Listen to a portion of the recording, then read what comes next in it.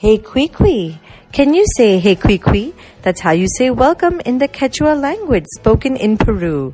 Welcome to Patrika's Little Star Cafe. Facts that are fast, fun, and keep you happy.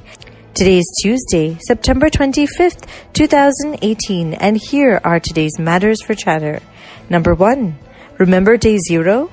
Well, thankfully, that day never came as it rained in Cape Town, South Africa. But if something isn't done, day 0 may sometime come next year. To combat shortages of water, countries like South Africa and the UAE are proposing that icebergs from Antarctica, so that when they reach warmer temperatures, their fresh water can be of use.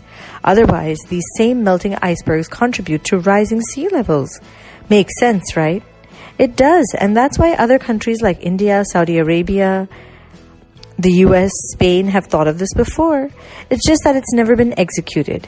Maybe with improved technology, they can try to transport those huge behemoths closer to the equator and put water to use before they melt and make sea levels rise. Number 2. Cotton, polyester, silk, linen. Do you know what the rarest fabric in the world is?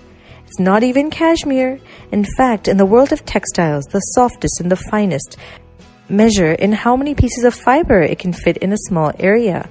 And that is what makes it precious. The hair of the vicuna, which is a more delicate version of the llama, make it the rarest fabric. These animals are found in Peru in South America.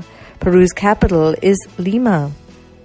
Long ago, during the Inca Empire, they were considered sacred, and the fabric could be worn only by kings.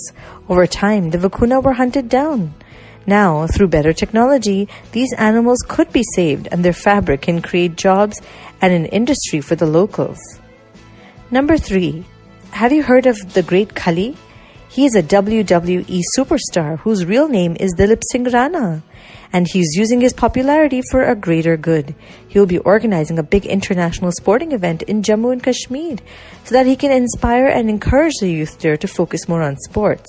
Because of the violence in Jammu and Kashmir area, he feels the youth are distracted and not motivated to do well in certain things, particularly sports.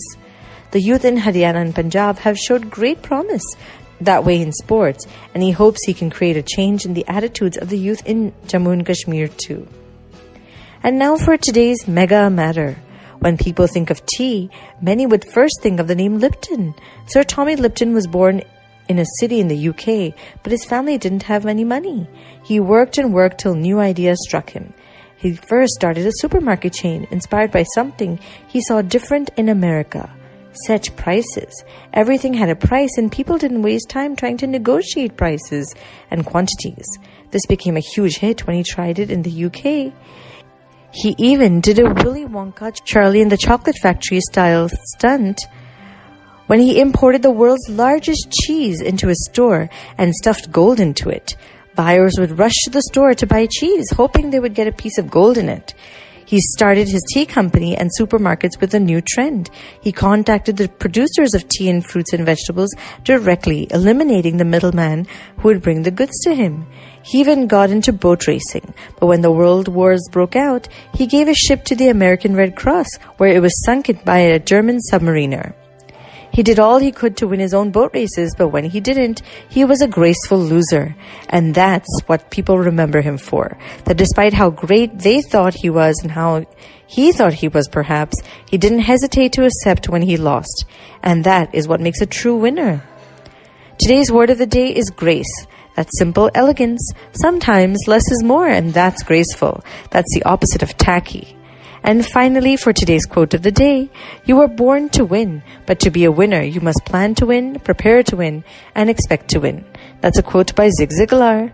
Thank you for listening, and do send us your questions and comments via WhatsApp, or you can email us at diptyanti@gmail.com. Take care. Lots of love, Dipti Auntie. Twinkle, twinkle, little star. Do you know how loved you are?